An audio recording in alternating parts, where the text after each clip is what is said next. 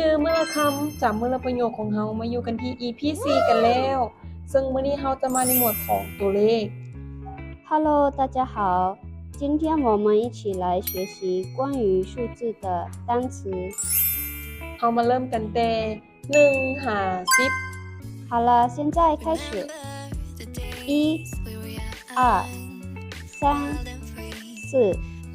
5、6、7、8、9、10、20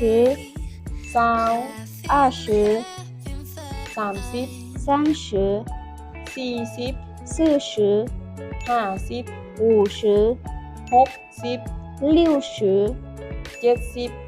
70、80 80、90 90、100 100、1,000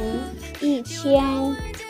10000、100,000 10万、1ล้าน 100万、10ล้าน 1000万、100ล้าน 1亿、1,000 ล้านหรือ1ตื้อ10亿。ซึ่งเขาจะมีประโยคตัวอย่างดังนี้สบายดีเกิบคู่นี้ราคาเท่าไหร่你好，这双鞋多少钱？ เกิบคู่นี้ราคา 250,000 กีบ一双25万老币。 ปึ้มหัวนี้ราคาเท่าไหร่这本书多少钱？ ปึ้มหัวนี้ราคา 152,000 กีบ这本书是152000老币。